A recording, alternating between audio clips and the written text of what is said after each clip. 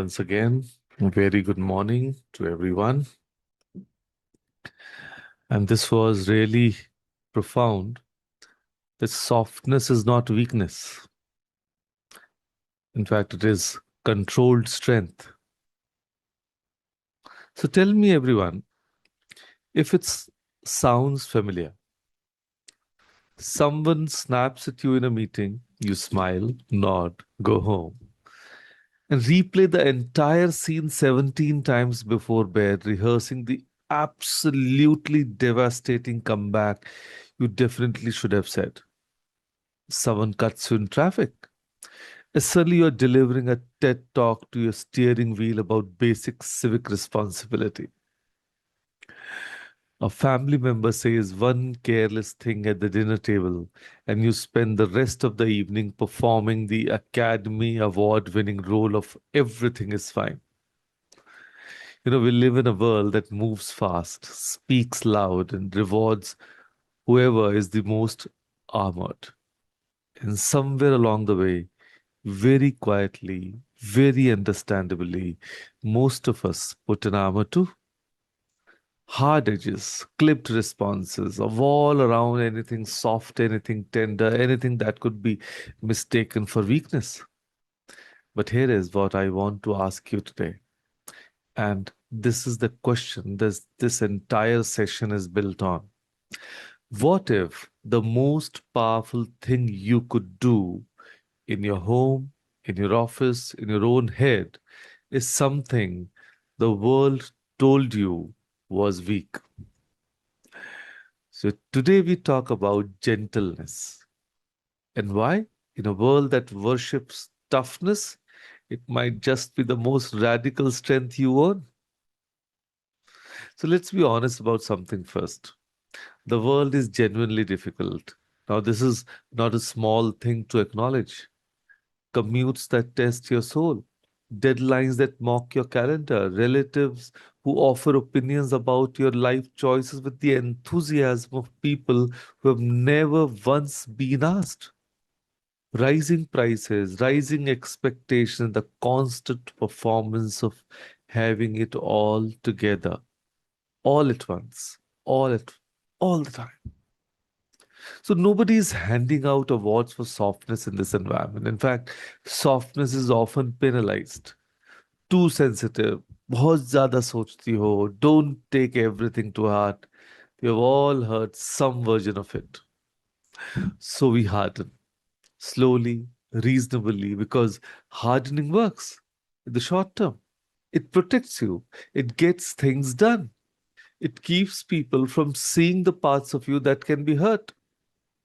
But here's the thing about armor that nobody mentions. It's extremely heavy. And you wear it everywhere, even at home, even with your own self. And you can survive a harsh world without becoming it. So, gentleness is not about being a pushover. It's not about absorbing everything without a word. It is about choosing consciously, deliberately, not to add to the harshness of the world when you have a choice. And we almost always have a choice. So let me tell you about Deepa. She's 36. She leads a team of 12 in a fast paced advertising firm in Mumbai. Her manager would describe her as result oriented. Her team would describe her privately as terrifying but fair. So Deepa prided herself on being hard. She didn't do small talk. She didn't send birthday messages. She didn't ask, "How are you?" unless she meant it as a performance review question. In a world that had told her 100 times that women who are soft get overlooked, she had made herself very, very hard to overlook. And one day, her best performer, a young woman called Ria, came to her office and resigned politely, professionally, with 2 weeks' notice and excellent documentation because Ria was, of course, excellent at everything. Deepa asked why. Ria said very carefully, "I don't feel like a person here. I feel like a deliverable." Deepa didn't say anything. She thanked Ria. Ria left. And Deepa sat in her very organized, very efficient, very lonely office and thought about that sentence for a long time. She didn't invent herself overnight. That's not how people work. But she started small. She began her Monday morning team call with one genuine non agenda related question, that how was your weekend? Actually. And she started saying thank you for things she used to assume were just people doing their jobs. She started noticing when someone looked tired and occasionally, just occasionally saying so. Her metrics didn't drop, they improved because people work harder with someone who sees them as people. Deepa didn't become soft, she became powerful in a different way. The way that lasts, the way that makes people choose to stay. Now, let me tell you about Kamla. She's 55. She is the kind of woman who has been holding her family together since before some of them were born. Three children, a large extended family, a husband who means well but hasn't located the kitchen on his own in 30 years. For most of her life, Kamla's gentleness was taken for granted. She was gentle the way furniture is, always there, always useful, rarely noticed until it's gone. And because she was gentle, people assumed she was fine with everything all of the time. But here's what they didn't see. Kamla was gentle on the outside and at war with herself on the inside. She was harsh, brutally, privately harsh with her own inner voice. Every forgotten task was proof she was useless. Every difficulty was evidence that she wasn't managing properly. She extended infinite grace to everyone around her and none at all to herself.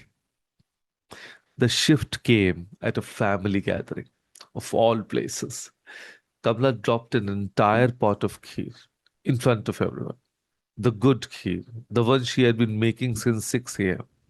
Her granddaughter, 7-year-old, sticky fingered, completely unaware of the gravity of the kheer situation, looked up and said, Dadi, it's okay. Accidents happen. That's what you always tell me. Kamla looked at this child who had absorbed, without being taught, the grace Kamla gave everyone but herself. And something in her, finally, after 55 years, softened inward. Gentleness that only flows outward eventually runs dry. The strongest, most sustaining kindness is the kind that begins with how you speak to yourself. You cannot pour endlessly from a vessel you have never once been gentle enough to refill. Let me tell you about Arjun. He'll tell you with a comfortable amount of pride that he has never cried at a film. He considers this a personality trait rather than a red flag, which is very on brand for him.